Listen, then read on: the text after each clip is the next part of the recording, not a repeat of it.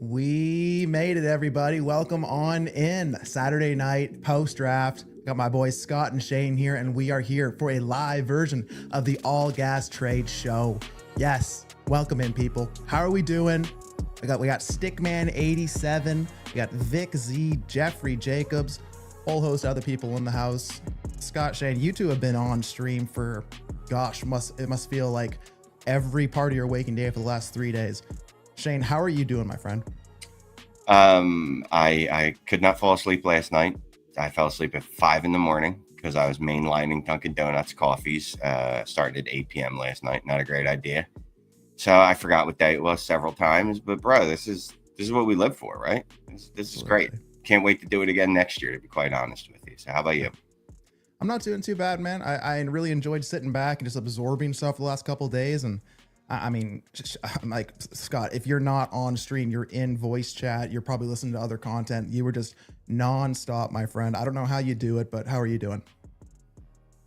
Man, it is Saturday night. I am updating the player matrix. Anybody that's in the Discord, tracking every player that got drafted, was in voice chat for the last 2 hours after watching you guys for damn near 6.5 hours on the day 3 stream. But it's here. I'm glad to be back on a trade show with Shane all the way over to my far left on your screen, with going through some trades. I mean, this is where it is, Ty. The draft's over.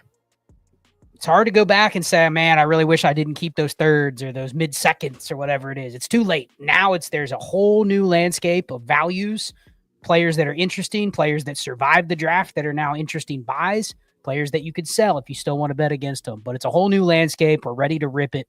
The next 2 weeks is just going to be draft, trade. And tonight, All Gas Trade Show live. Let's start ripping it.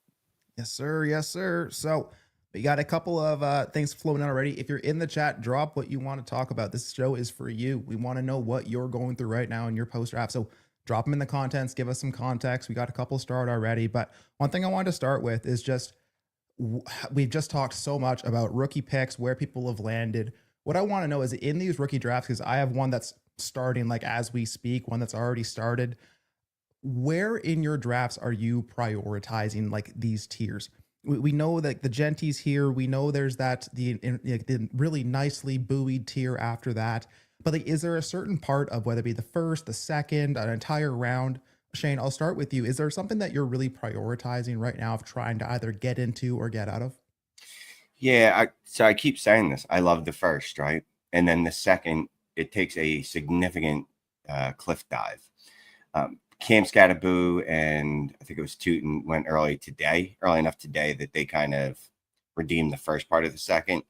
Obviously, everyone's going to generally like the first, but for the second, if I can't get up to 203, 204 at most, maybe, if I'm going to throw Tyler Shuck in there, I'm not feeling great. You know what I mean? Like all those seconds, I'd rather just kick the can if I can flip them or just pivot to a veteran instead of using the picks on those players there. Absolutely. I mean, Scott, I know, again, we've been kind of going over this, and we know like in that late second, we're looking like late second, early third. We got the quarterbacks that are popping up there. But I mean, you got to feel great about some of these seconds that you've been holding on to, whether that means you want to try to package up some of that hope to get back up into the first or to kick it first in future things. Is there anything that you're really trying to do specifically either with your seconds or with a certain range of picks here? Yeah, I mean, anybody that watched the mock last night, obviously we did it after day 2. And it was very depressing. I think we got to 204, 205, right when Luther Burden went off the board, where you were like, okay, I'm now starting to have to just tell myself a story. Now, we did a 1.5 premium. A lot of people play in PPR, 1.5 premium, half PPR with an extra half for tight ends. Like in those, I'm not as excited about Mason Taylor, Elijah Arroyo, Terrence Ferguson. Even though they got second-round capital, it's just not the type of format that I want to use those picks on. Other formats, sure, they probably fall into the second. But today, like Shane said, we got a nice development of, we got 6 fourth-round running backs. Other than Sampson, you can argue, and really Sampson, because his backfield was so barren going into the day. Like, he joined a backfield with another rookie.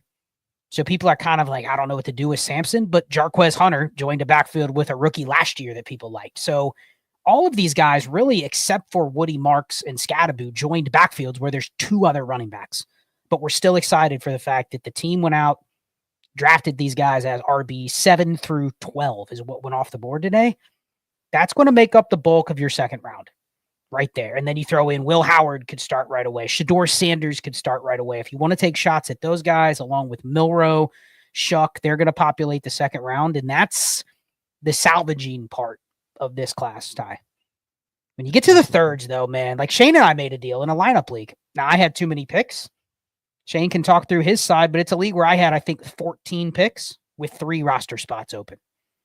And so I sent 2/3. I think, what was it, the 305 and 307, Shane? Is that what I sent you for Jordan Mason? And I probably would have been looking to take running backs with those picks anyway, Ty. But I'm sitting here going, okay, I'm going to be able to take Taj Brooks and Ollie Gordon with those picks. Mm-hmm. I'll take Jordan Mason because I know where he stands on his depth chart post-draft. He's probably the backup on a good team. But I can see where if you're trying to get off of a running back, man, you'd rather have the 2 for 1. But that's kind of how I feel with thirds in this class. Like, you really have to tell your story on what you want to do with them. If you're going to draft Jack Besh or you're going to draft Kyle Williams, like, what's the outcome you're looking for? Because it can't be, well, hopefully they do good this year, and then maybe next year they might not be a roster clogger. If next year you're questioning it, they're a roster clogger.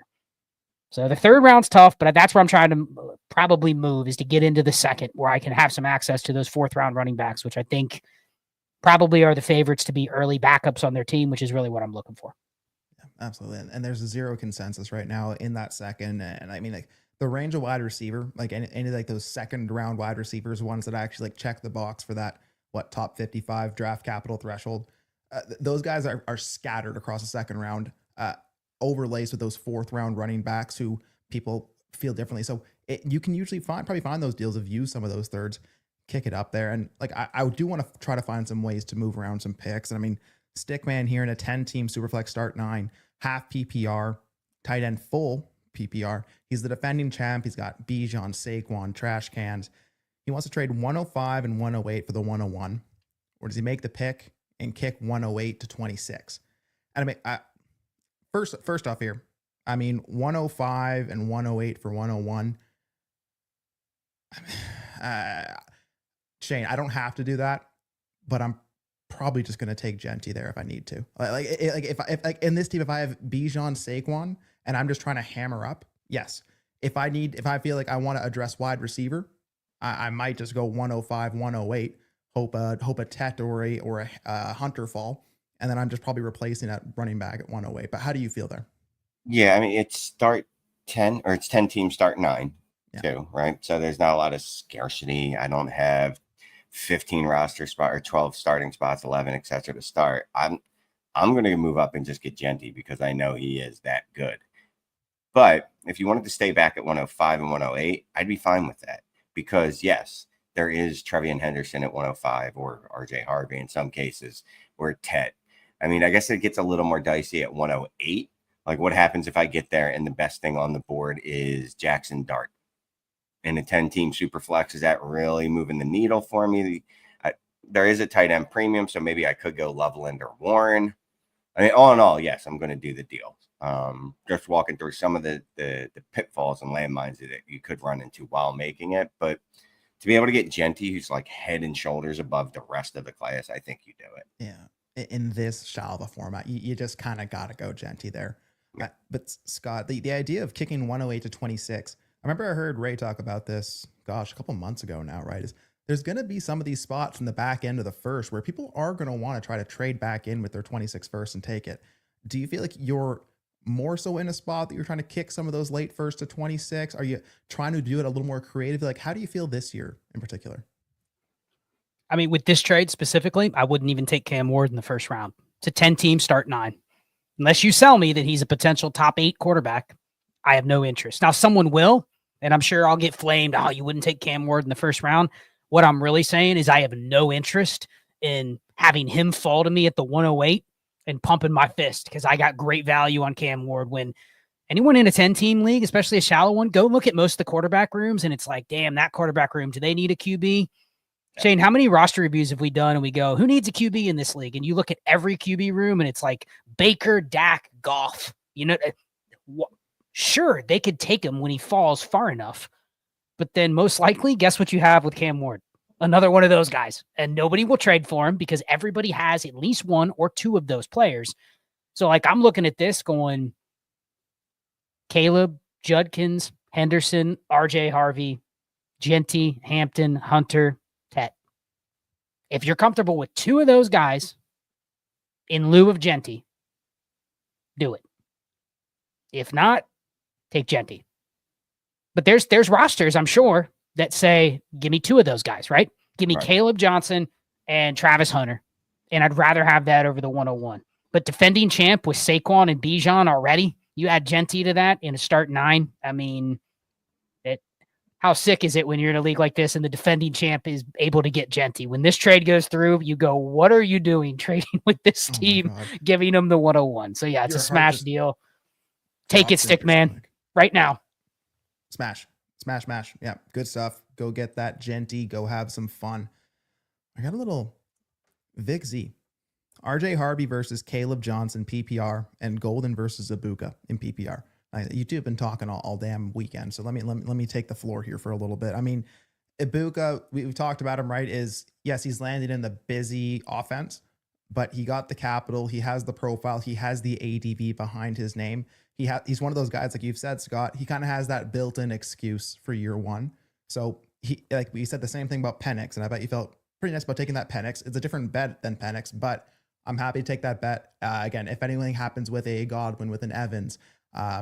It's been a busy offense. It's seemingly getting busier, but I'm just gonna go ahead and take Ibuka over Golden. We talked about Golden too, man. 22, negative or a move there, going jersey number 22. So that's I legitimately want to drop him down my board a little bit now that he's 22. If I'm being honest, Shane. Did you hear that, Shane? The last receiver to wear 22 was Sky Moore. Yeah, I saw, because people were losing their minds all over on Twitter, and I couldn't understand why. I was like, what am I missing here? But you know how like you're the old person and you're just like, I don't know, maybe this is like some fad I don't understand. But so Sky Moore, that's the last wide receiver. I mean, Sky Moore's problem wasn't his number; it was that he's totally and completely. It just doesn't look right, though. Count. It doesn't. It's like the running back in the 80s. You know what I mean? It just doesn't look right. There's a bunch of numbers that don't look right. Right? When Josh Sweat's out there running around in 19, and I'm like, I don't understand why there's an offensive player sacking Patrick Mahomes in the Super Bowl. I'm very confused. Like, it just, my mind will never wrap around that. The numbers are just wrong. They're all wrong now.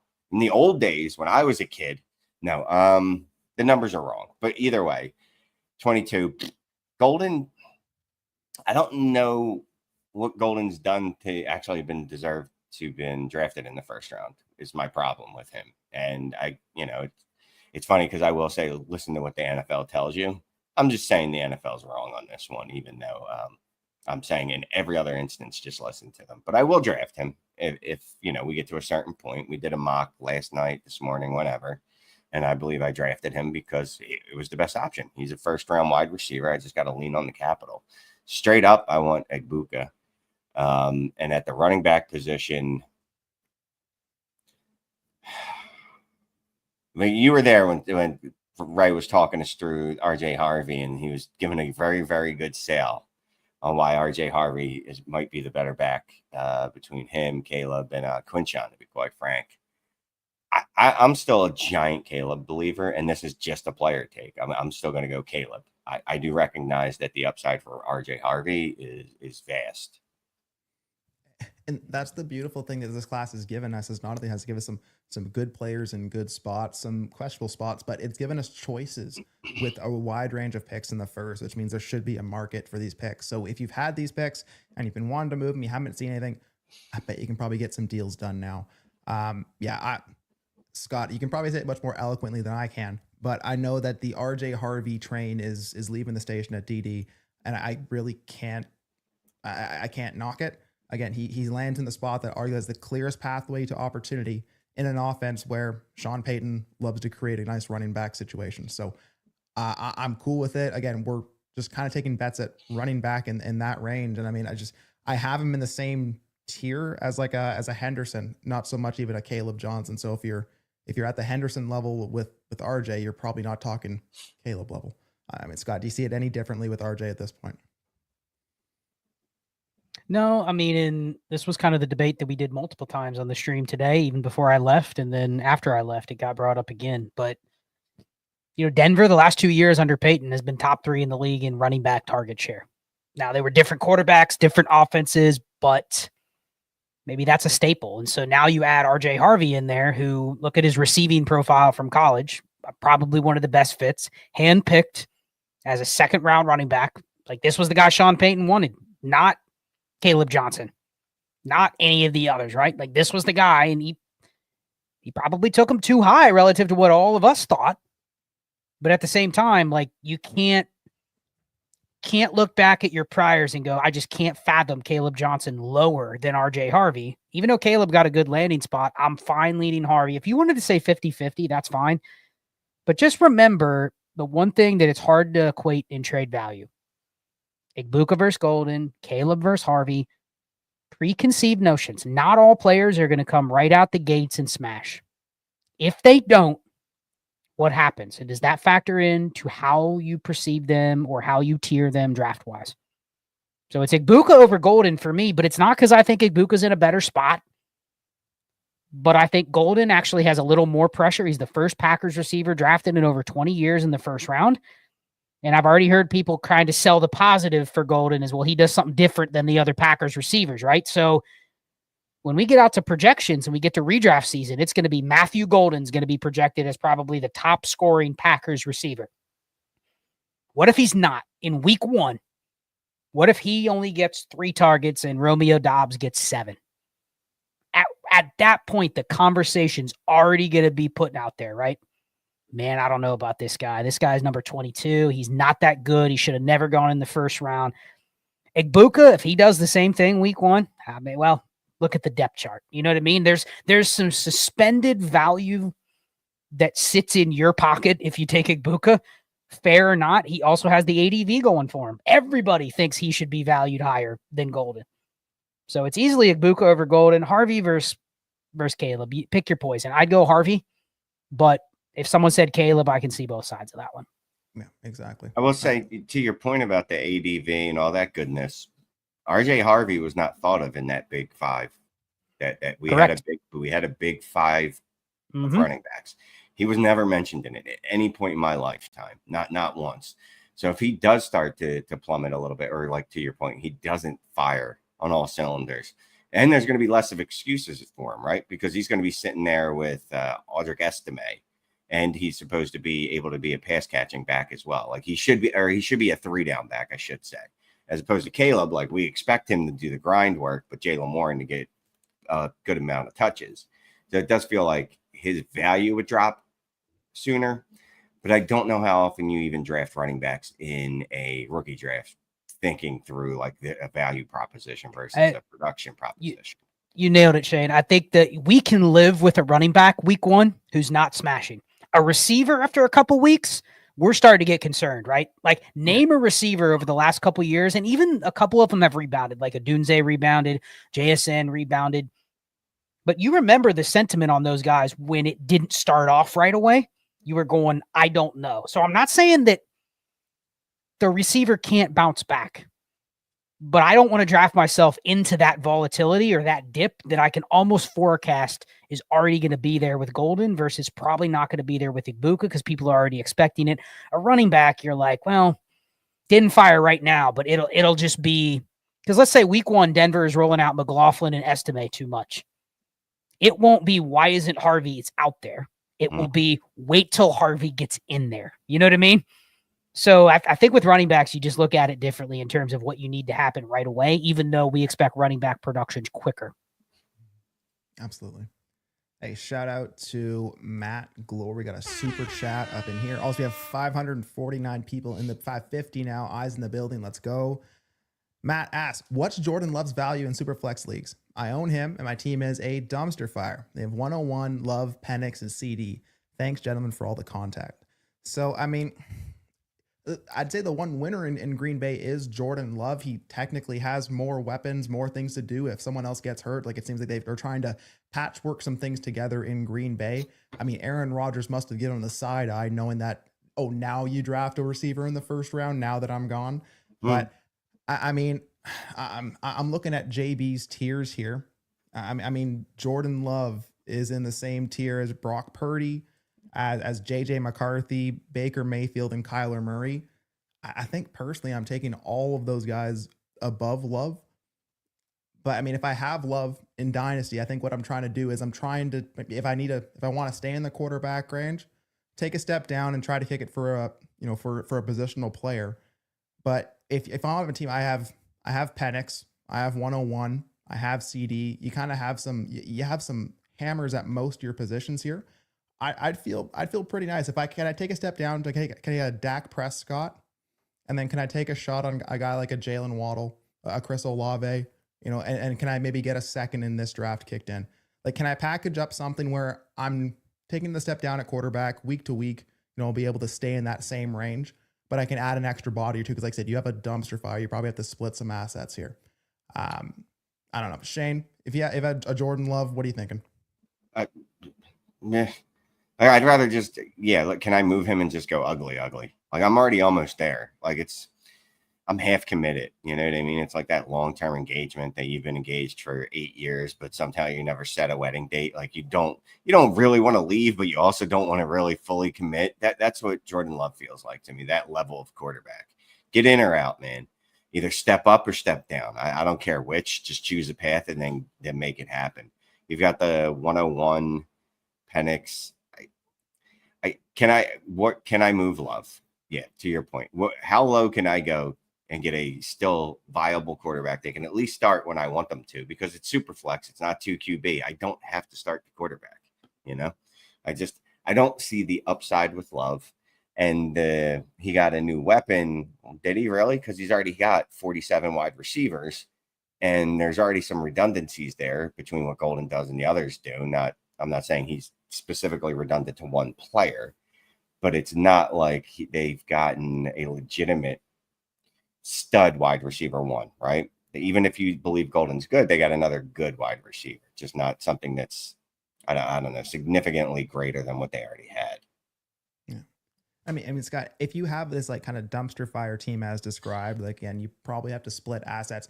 Do you have half a mind of trying to take like 101 and Jordan Love and trying to climb up the quarterback ladder here? Or is that just a move you can't do if you don't have the team to support a consolidation move?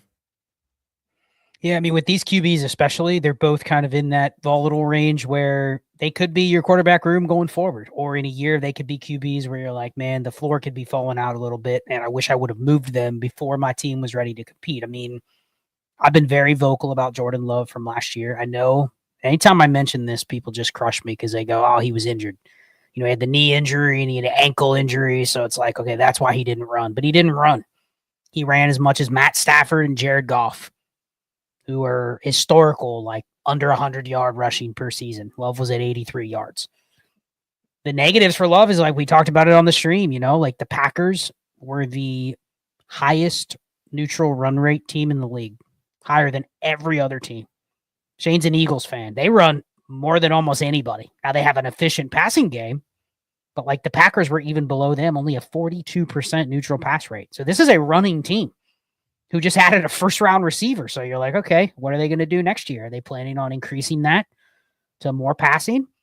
The Packers last year Love was 36th in attempts per game.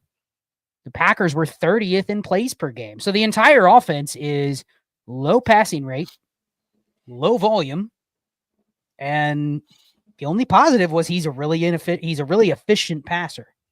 So if the volume goes up, Love can be better, but there's just too many red flags there for me to go, I can't not move Jordan Love. Can I get JJ McCarthy in a second?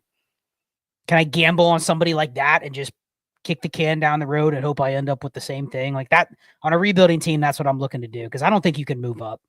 Jay, can you really add anything to Jordan Love to get a quarterback you think is clearly in a better tier? In a league where you only have 4 assets? A couple firsts, but I don't want to do that. Hey, well, you can't. You know, You like have 6 assets and 2 of them are your firsts for the next 2 years. Love doesn't carry that weight, right? Like I would need to put in Correct. like CD Lamb and Love and go, can I have Jalen Hurts? Well, really what I'm doing is trading CD Lamb for Hurts, but getting a quarter, you know what I mean? Having to throw a quarterback into that because the person's just like, well, I need a quarterback, so give me that one. Absolutely. That's why I figure going down to a guy like, it has to be somebody that's risky, right, Ty? It can't be, I'm going to Dak, I'm going to T-Law. Like you're kind of just going to the same thing. You probably have to take somebody that somebody doesn't feel as confident about. That's why I said McCarthy. We could look up in a year and go, McCarthy is where Drake May is right now, and nobody wants Jordan Love. Like they could literally flip-flop.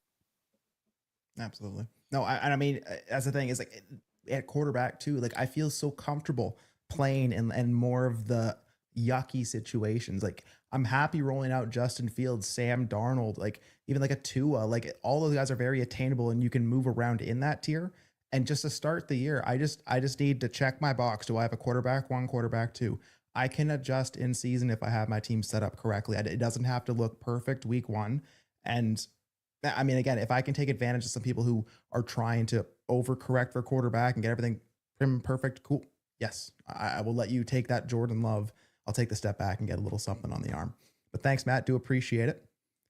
We got Chase, 12 team, start 11, Superflex, PPR, tight end premium, 1 tight end premium, Chuba Hubbard, or 202 and 303. I mean, I'll say what I think Chuba was a winner. Even like ETN did, the other ETN landed in Carolina. Carolina added just a shotgun spray of, like I guess, offensive weapons. I guess. We heard in the stream last night, Ray suggested trying to send like a 204 for Chuba. I don't think 204 for Chuba gets done. Not in these Canadian streets, I'll tell you that. In this class, I think doing 202 and 303 is viable if you have a plan with it, but I think I'm just going to take Chuba Hubbard here myself. Scott, Shane, you had something to say? No, it's basically going, all right, I'm trading Chuba for Cam Scatterboo and what was it, 303? Yeah. Jalen Milroe, Shador Sanders. I get it if you're okay with risk, you know what I mean? Because it kind of Chuba.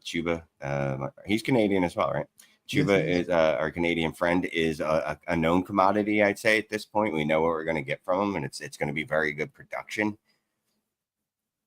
If you want to, because it's start 11, I get it, but I'm probably just going to hold on to Chuba in this case. Like you won. You shouldn't have to move him for the 202. You won. My man made it through the draft unscathed with the lesser of the ETNs, which is saying something, being the only real addition to that running back room. Although it is a little crowded with him and Dowdle now as well behind them. But yeah, I mean, Scott, do you think you could do more with 202 and 303 than Chuba? I mean, if I'm looking at 202, I mean, if I could get Scatterboo there, it comes down to what can I do with the 303? Can I package Scatterboo, or can I package the 303 with something else and then add another asset to Scatterboo? Okay, I might be able to stomach doing that. But I also agree that it's going to be roster dependent. If I'm on the clock and I'm looking for a running back and he's gone and I'm sitting there going, man, BPA is Luther Burden. You know what I mean? Or BPA is Colston Loveland in this tight end premium league, which is probably 1.5, then, and maybe they say tight end premium is 1. So maybe in a 2 PPR, 2 PPR, that value, that pick is a little more valuable, right? Because you'd be willing to take the shot on Loveland in the second if he's there. So I think it's a fair deal. I think if you can do something with the 303, like you're not getting anything higher for Chuba. But I also could see a roster where, I mean, I just traded 2/3 for Jordan Mason, and that was to get out of having to make 2 picks for a locked and loaded backup running back on a good team. Chuba's a little better than that. So I don't hate this deal either. Same kind of thing. Absolutely. Okay. We got a Washington Generals 84 here. Just traded Higgins, Kincaid, and 107 for 101 and 411. A super flex, start 11, 1.5 tight end premium. I'm assuming this is a 12-team league. It says too much. So T. Higgins, Kincaid, 1-7 for 101 and 411. I mean, yeah, 411 doesn't really factor into the math here at all. Kincaid and a 1.5 tight end premium. I mean, Scott, we just talked about if I'm making this trade and like Kincaid is what? Like what is he even? And if I already have a tight end or 2 it's just negative value. So he's fake value in the deal. He counts as like a late first type value, but like you're either trading him away because you don't need him and you're so glad that he counts as that value. So like I would take the 101 here, but I also can see if you could flip Kincaid. If I said, Shane, a first T. Higgins in the 107 and you're still getting Quinshon Judkins or Travion Henderson at the 107, I'd take the package instead of Genty in that case. You know, because you're getting you're getting Harvey, Judkins, Henderson, Caleb Johnson. You're getting your choice of probably two of those guys at the 107 and T. Higgins and a future first. That's a hell of a package. I don't care how much you need Genty in a start 11. I'm taking the package, but instead it's Kincaid. That's a different asset than a flexible first, you know? Yeah, I'm not starting. Well, obviously if it's tight end, if I don't have a tight end, but what I meant to say is if I don't have a tight end, sure. Now I have a tight end starter, but is he anything special? No. It's funny, you know, how value does fluctuate, obviously, because of what happens. Last year at this time, Higgins was second round value. And now he's obviously the second most important piece of this deal. It's start 11 though, right? That's my only hang up is being start 11. Even if is it Higgins and 107, is that enough for the 101? Just take Kincaid out of the equation. And that's what I'm looking at. I'm looking at like Dynasty Daddy right now, and it looks like T. Higgins right around that like 1.5, 1.4, 1.7, like a little bit of fluff on either side. So I mean, if it is like 104-ish value, 107, like that is like a decent price for 101. And I mean, T. Higgins, like where would he slot in here? I guess in my, Even if Kincaid is your starter, Ty, in a 1.5, aren't you willing to ship him away here instead of a future first? And you'll go, I'll just go trade for Tyler Conklin and live with it. Versus that's the key is this trade is savvy because you are essentially you're posing 3 firsts for 101, but it's not really 3 firsts because you have to go work to extract the value out of Kincaid. And even if KTC says he's worth X, he's only worth X if you can go get it. And most people that have him, they're like, I'm stuck with him. I'm either starting him and hoping he's better, or even if it's my only tight end, Shane, I'll get rid of him and I'll go fishing around with my third and say, can I get Hunter Henry? Can I get Tyler? You know what I mean? Just go find a body. And it's the flexibility you're saving by not giving up that third first that makes me okay doing it. Yeah, you're absolutely right. That's exactly what I'm trying to do with a Kincaid in my leagues is can I find a way to shove him in a deal, save those liquid first for another deal down the road and actually get that credit for him and get him something I actually want. I think it's a beautiful way to use Kincaid, especially in a format like this. He has luck as well. You know, and as we're looking at that deal, I'm starting to think I'm getting away from some of the principles I believe in life, like the hammer. Like I want a hammer because it means more than a bunch of just okay assets, right? 107 could be very good, or the 107 could be historically, it's not particularly great. It's an okay player. Higgins is not as good as we saw last year. Most of his scoring, if you take out that final game where he went nuclear, his scoring dips a lot. I'm going Jenny. Just give me the hammer. You know what I mean? I'm guessing you're in position where you can make this deal. If you have the assets for it, just do it. Yeah. If you have Hawk on your team too, like Kincaid is just purely expendable. So yeah, happy to send that away. If you're fine setting Higgins and 107 for Genty, get it done. Go get it done. Over 1,000 on the stream tonight. Let's go. We got it going and fight on. Gives that $10 super chat. Love you guys. Thanks for being a good draft weekend. Great. Yes. Hey, we started off. It was a little shaky. You know, we were a little negative at the first day. Like we needed things to go right, and then they did. And then, you know, we had some great things happen for this class and some great conversations. So again, thank you two for just being content colossuses on the stream all weekend here. Homeboy recently traded Love and 301 for 108 and a 26 first. Yeah. I mean, that's something I'm really interested in doing. I'm thinking, I mean, Shane, we were talking with Josh afterwards in voice chat over in Destination Devy or DD Fantasy Football, talking about how Jackson Dart between 110 to 202 in these drafts too. And I mean, if I can find ways to like especially in these kind of quarterback swap deals, is I want to keep my options open with some of that back. So if I can get to that 108, I think there's either a further deal I can make with that to try to kick back to like a 110 or an early second and plan on maybe taking a dart. Or again, at 108, I've still set up very well to do that. I get the future first. And like we talked about, I can figure out quarterback cheaper a different way. I'm shocked that you got 2 firsts off of someone, to be quite honest with you, because I don't know where I would not pay 2 firsts for Jordan Love. I wouldn't pay like the 111 and the 112 for Jordan Love. Partly because, yes, I might be able to get Jackson Dart. So why would I not just go that route? So I love this deal. You did excellent. The 108, you might be able to get Dart there. I'd imagine he's available there. And if he's not, well, whatever. Can I add, or if, I could always try to move up a little bit. Can I add another third to that 108 and get the 106 or something like that if I really want to make sure? But it's more than likely he's just going to be there at 106. Or excuse me, 108. Ty, I want to ask you this because I think this is back to that trade. Yeah. This is an extremely savvy dynasty manager that sent this deal out, because you can remove Jordan Love and you can insert a dozen other QBs into that mix. And if you have that QB as your QB2, this is a smash deal, right, Shane? You were whether you're getting the 109, 110. Hell, there might be some Cam Wards that fall to 107, 108. So it's like from 107 to 110, I know I'm getting Ward or Dart if I want to replace the QB I'm trading away.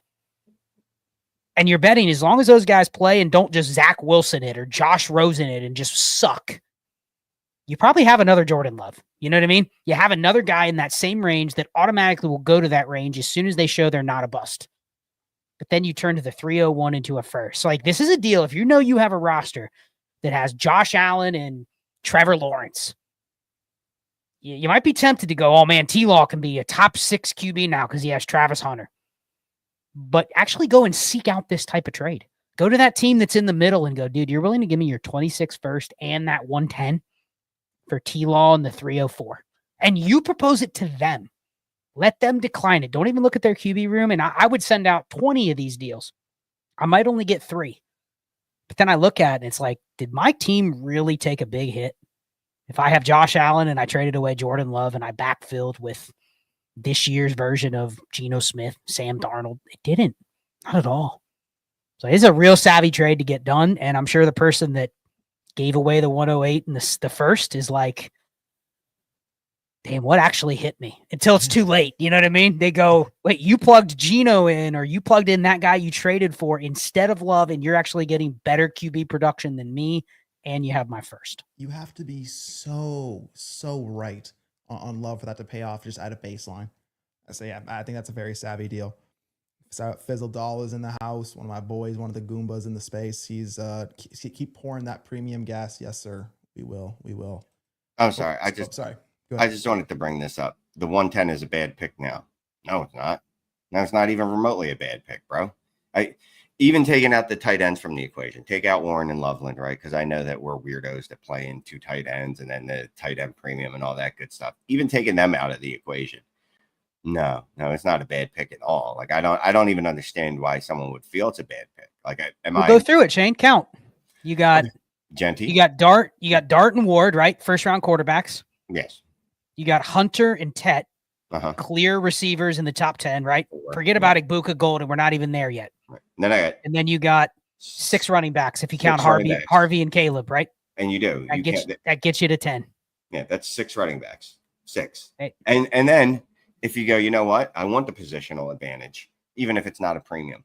Let me go ahead and let me get, what's his name? Warren. Maybe I believe in Luther Burden for some reason, or were you including him in that? Let me go ahead and add him. So I think the 110 is a fine pick. It is a fine pick. We get to like 204, 205.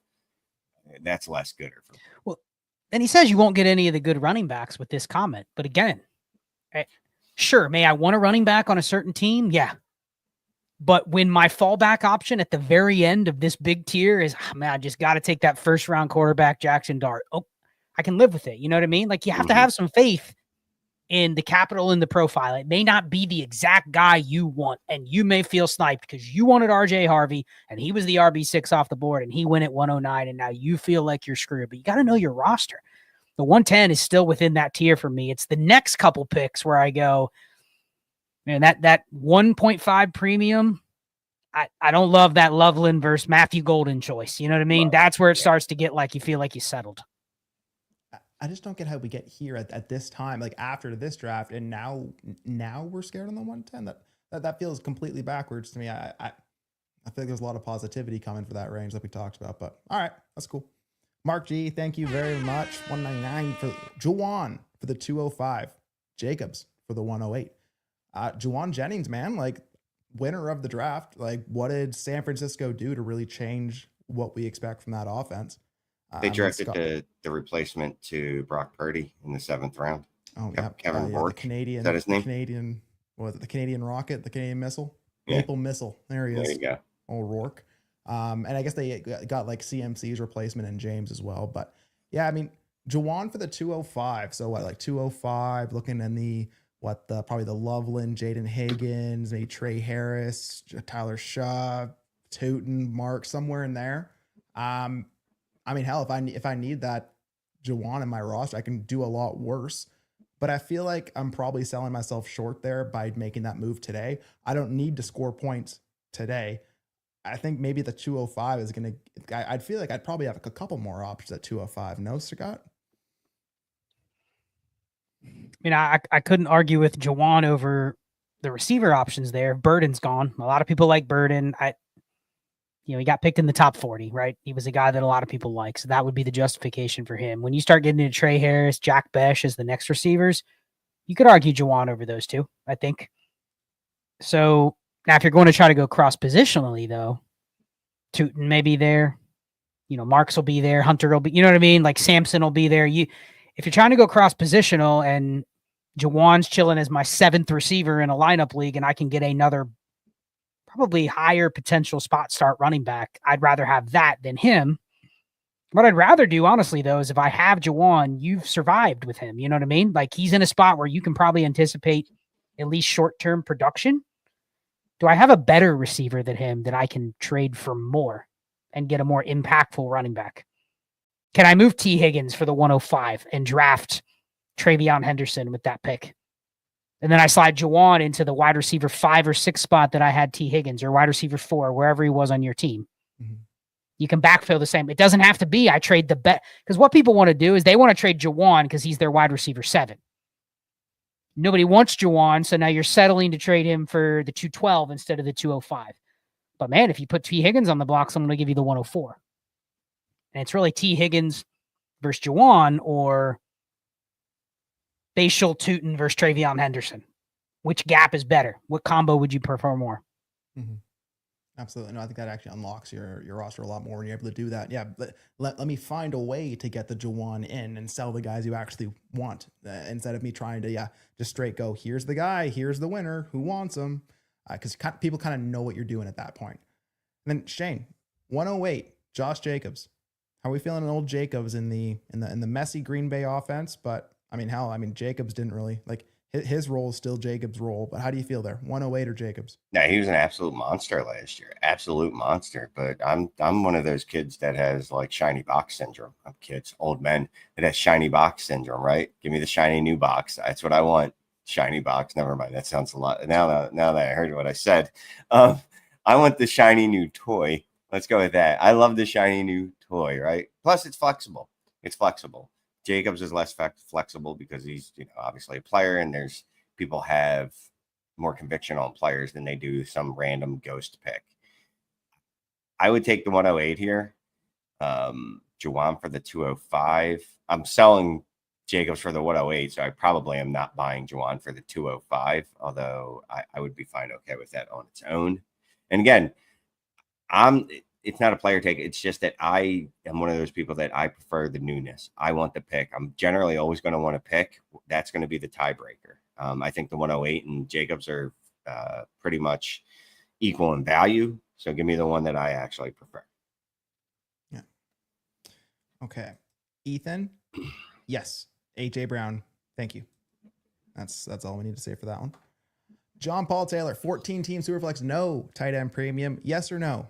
Genty, 101 for Ladd, AR-15, Anthony Richardson, and a 2026 mid to late first. Team has Hurts and Bryce, Puka and Neighbors, but nothing at running back. Also has 203 to 208. So Genty for Ladd, AR, and a mid to late 26 first. It's expensive. You know, you're throwing AR in. AR doesn't change your quarterback composition at all. So you are playing from a point of your excess, trying to trade from that. I guess it just comes down to, I mean, a 14 team. We don't know how many starters, but I kind of want to test process here. So Scott, 14 teams start 11. Okay. 101 or Ladd, the mid to late 26 first, and Anthony Richardson. I assume we're giving away the 101 here. Getting back the package. Doesn't really say which one it is. Which side is getting the Genty? I'm guessing maybe it is his because he says he has nothing at running back, and then the 101 is clearly the highlighted pick here. We don't know the number of starters. No, we do. Does it say how many starters?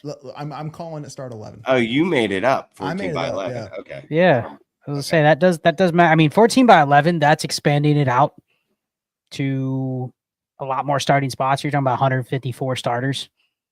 So guess what? Anybody that's been in leagues like that, there's going to be some zeros.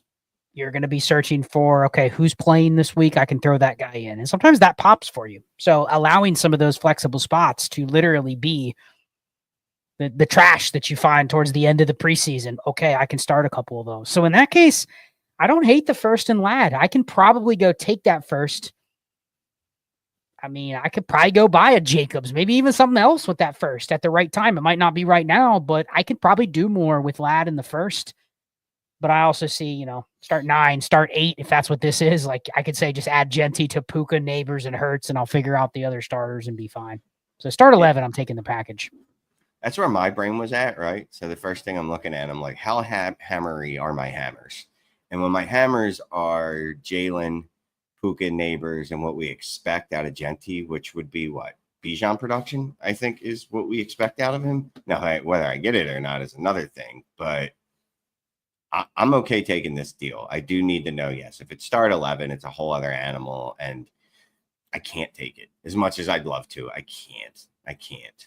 Unless I'm just asset rich somehow, right? Because that all plays into it. How many firsts do I have?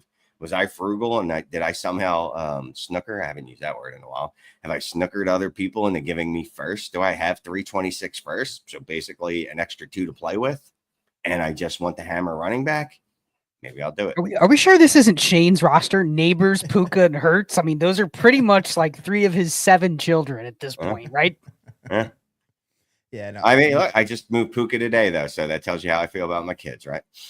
Yeah, I'll take care of them for you, Shane. No worries, buddy.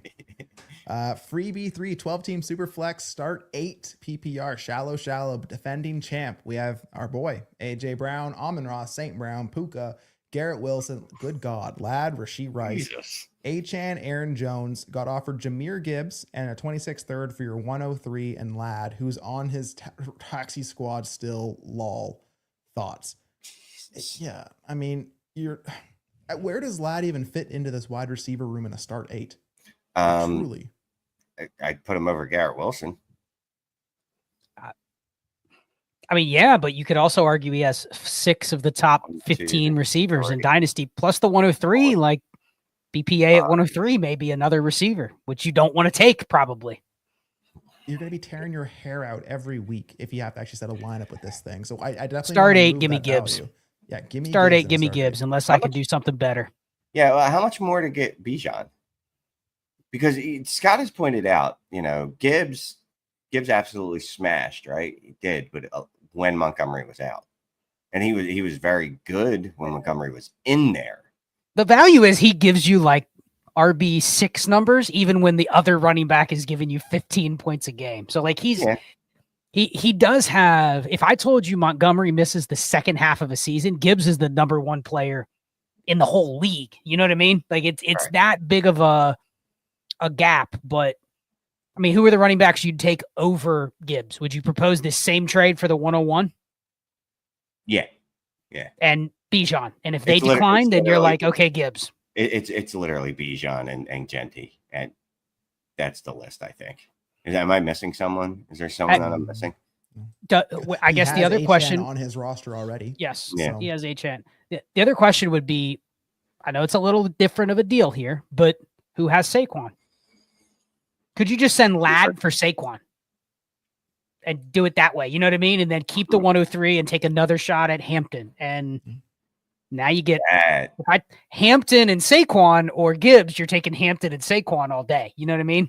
Yeah. Now I'd try that first. Move. That's the move, bro. Yeah. If you somehow find a way to add Saquon and Hampton or Trevian Henderson to this roster, yeah, now we're really making noise. And I mean, look, we shouldn't be playing scared of injury or any shit like that. But then we also have just deepened. We've made our roster a little deeper. And I know it's only start 8, but if I want to be deep somewhere, it's going to be at running back. And it's not a bad thing to be like excessively deep at running back when I'm already excessively deep at wide receiver. He says leagues love running back. League loves running backs, which is how he's amassed that receiver room. Clearly. Jesus. Of course.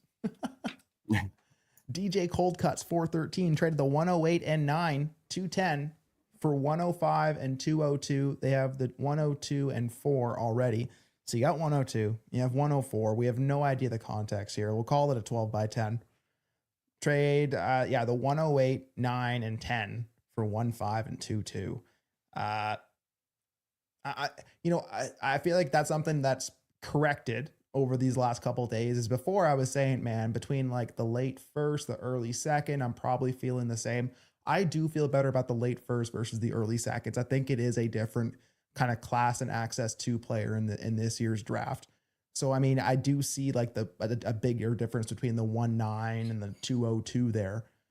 But I mean, 1.8, 1.9 for 1.05. How much is it worth it to go up and get that quarterback in Superflex, to go up and get one of those wide receivers, or maybe go up and get a Hampton? I mean, Shane. No, okay. We'll call it 12 by 10. Well, how do you feel? I'm good. I'm not giving up the 108 and 9 and move up to 105. I'm just not, because I'm still at the mercy a little bit of what happens in front of me. I'm moving up to the 103. Obviously 102, I'm at the mercy of no one other than Genty going off the board. But at least if I go up to like the 103, even the 104, there's more variety. There's more positive outcomes for me. What if I, you know what I mean? Like I trade up with the hopes of getting, I don't know, 105, getting T-Mac or Hunter. And guess what? The rest of the league happens to like wide receivers and took them both off the board. And I'm just like, oh, well, here I go just drafting a running back when I'm drafting a running back in one of those tiers where I could have gotten 2 running backs from that same tier. So I'm just going to hold on to the 9 and the 10, or excuse me, the 8 and the 9. And the key lies with, he has 2 of the picks before the pick he would be trading for. So he's already going to control the board. If you want a receiver and a running back, you're getting them. So your 105 actually becomes less valuable in this deal to you because you're already dictating the board ahead of it, which is actually going to make the picks you already have more valuable, because somebody may reach between 5 and 7 because you picked a certain way at 2 and 4. So I'm not doing this deal. Sorry, DJ, if you already did it. Sounds like you did, but it's all right. You got a good name. I like some cold cuts. You'll be all right. I'm going to say this, even if he made a bad deal there, I'm going to assume that he can make some good deals because he already has the 108, 109, and the 102. Was it in his pocket? He's going to have some fun with that 2, 4, and 5. He's going to get a real high hit and draft 3 times in the first. He'll figure it out. Yeah, definitely. Sustained success. 10 teams start 10, 1 PPR, 0.5 tight end premium. They have A-Rich, May, Chase Brown, Puka, Rashee Rice, Keon Coleman, and Trash. They have the 101, 102, 13. There you go. Love it. You're going to have some fun there. And the 108. How do I maneuver these picks to set myself up to compete? 10 teams start 10. So we'll start there. You have Drake May, like in a 10 team. Yeah, I just want a shot. So I'll take a bet on May. Sure. Chase Brown, Puka, that screams 101. You're taking Genty. You're probably not moving him. You're probably not going to feel comfortable doing anything others. There's lock in Puka. 102. Not lock in Puka, lock in Genty. You got Puka, Rashee Rice, Coleman. So you probably got to take a receiver there. I'm happy just kind of smashing Hunter there. But then I'm thinking with the 103 and 108, is there something else I can do with it? Like you already have Puka. So can we kind of explore that same range? Can I send 103 and 108 for CD Lamb in a 10 by 10? Does that get done, Scott? It's worth a try. It's worth. That's the type of deal you're trying to do in this format. You know, you're trying to fish and see because you probably don't want to rip the first 3 picks. You know what I mean? You want to see what else might be out there, but you already have a good enough roster that you don't have a glaring need other than the and trash part. You know, there's already some foundational pieces that you can be a little flexible. But yeah, I'd be trying to explore something like that in a 10x10 because the QBs, like, I don't know, this isn't the time for the show, but the QBs here, you almost have to look at this draft more like a single QB. Mm-hmm. You know, like those picks should be even more valuable than they are just because I don't think the QBs are that desirable. I mean, Shane, would you do anything different here? 101, 102, 13, 18? Oops, sorry, just I mean, obviously, I'm trying to consolidate if I can. You know, what does it take to get CD Jefferson, Jamar Chase, et cetera, et al. And if I can't do it, fine. Just let me make the picks then. And then they're all, obviously, it's Genty. It's whatever the hell I want it to be quite frankly with you. But yes, I'm going to first try to see if I can consolidate a couple of those picks into one monster. Yeah, that's fair.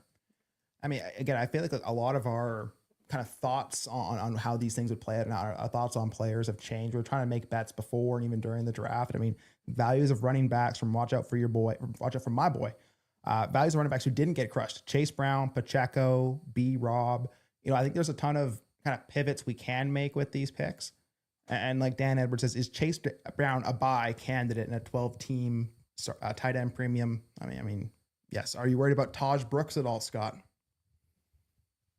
No, I think Taj Brooks. I mean, I said all year the Bengals were not going to draft a high running back. They drafted a running back, a good compliment to Chase Brown. But a good compliment can also be not a threat. And he's not. Like, I think he does something different than Chase Brown. He probably battles Zach Moss for the touches they want to give to somebody that can just eat them and not really care what happens because it's minimal investment. But Chase Brown's going to be the one that gets the high leverage touches. He's going to be the one with the explosion. So I'm not saying I'm as high as I was or as high as you should have been last year when he was putting up 20 points per game. But like he's firmly on the fringe RB1 territory. And here's the thing. Even if you don't think he's that talented and that they should have replaced him and he's not that good, like he's in a situation that it's a top 5 situation for a running back. Every touch he's going to get is going to be the 4th or 5th option on a play from an elite quarterback. So like, even if he gets 14 opportunities a game, he's almost like a mini Achane. That's the type of how he gets there. You know what I mean? He gets there like Gibbs and Achane. He's not as good, but that's the type of scorer he is. So yeah, I'm pretty high on him. He's a great standalone. If I have him, I'm not moving him. I'm not moving him to get anything other than the top 6 running backs here in this draft. It's got to be a first. Otherwise, I'm mad. I am mad that the Bengals, for once, do something in a competent manner. Because my fear was they were just going to draft a running back. There's no need to really early. There wasn't because Chase Brown was absolutely awesome last year. He was great. Just flat out great once they realized, oh, maybe he should be the primary back. And what was it? Because Zach Moss was there.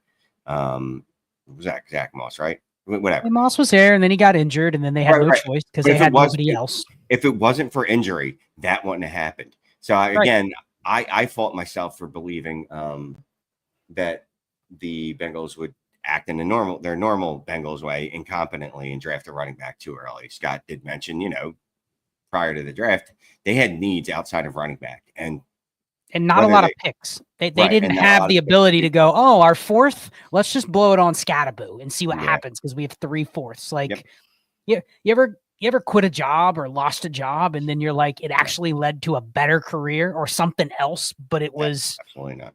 It's kind of the same as Chase Brown. Like maybe they found, hey, maybe we have something better than we thought we did because of this injury. So yeah, not worried.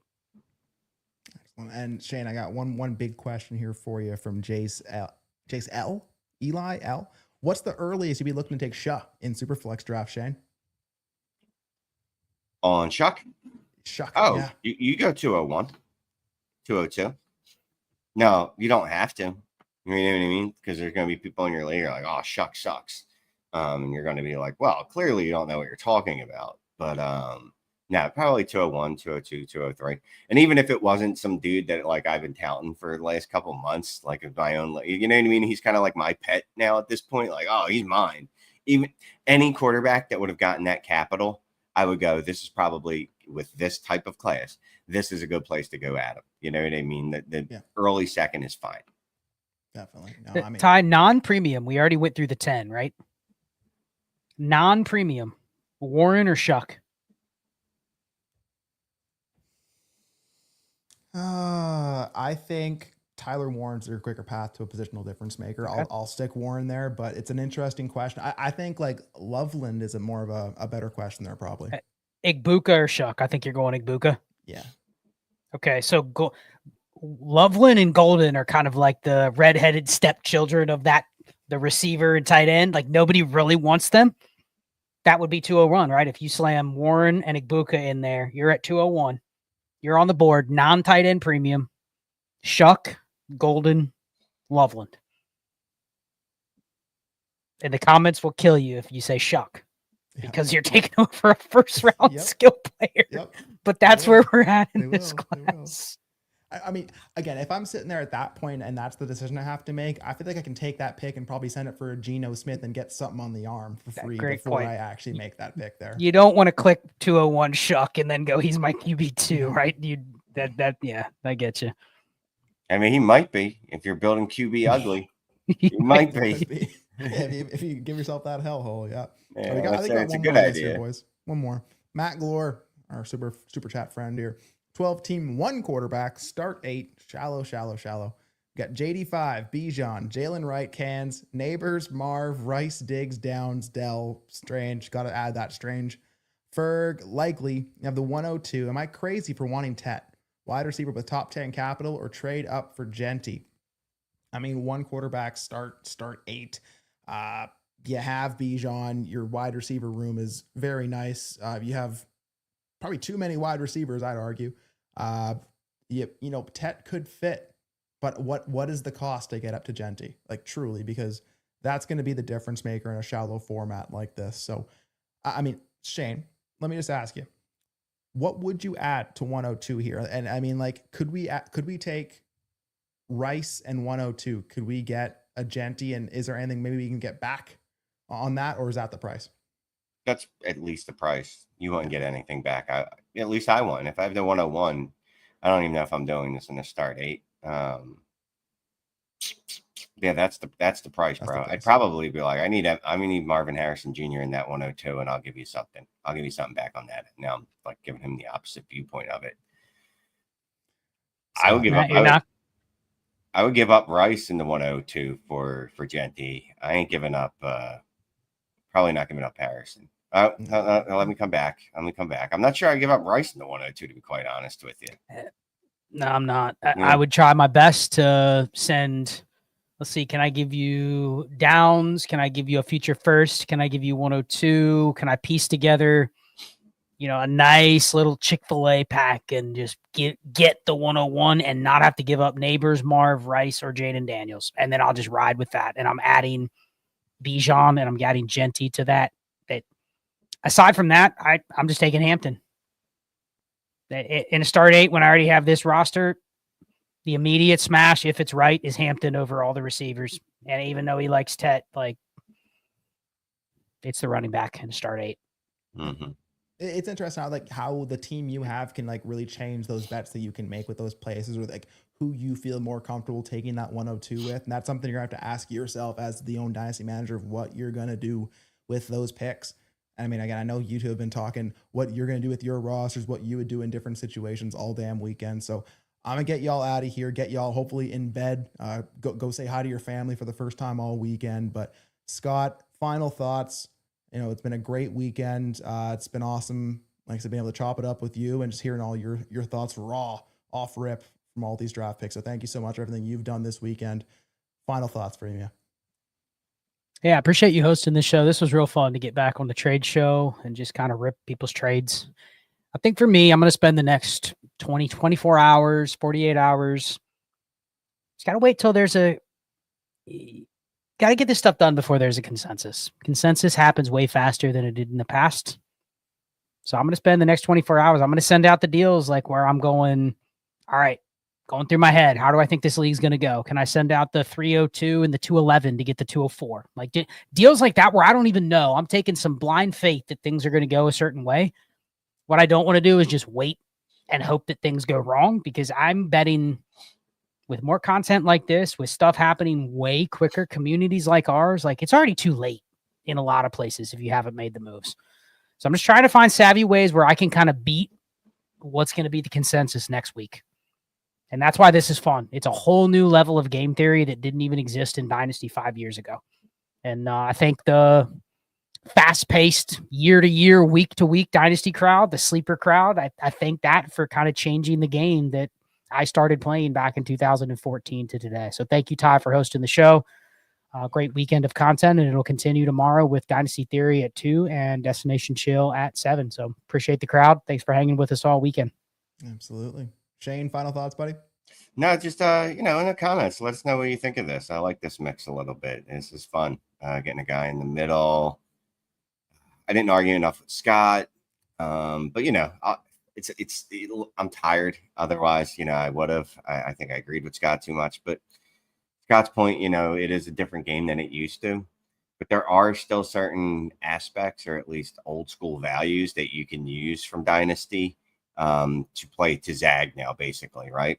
To zag differently, looking at value a little differently than people going, you know what? I'm okay with not getting first year production out of a player and holding on to that player, knowing that the value may dip, because I don't care. Their value is going to rebound. Maybe I'll be more apt to buy from people that are more, I don't want to say reactionary, but reactionary to what's happening. But no, appreciate everybody that tuned in all week and tuned in tonight, man. Thank you for hosting very much.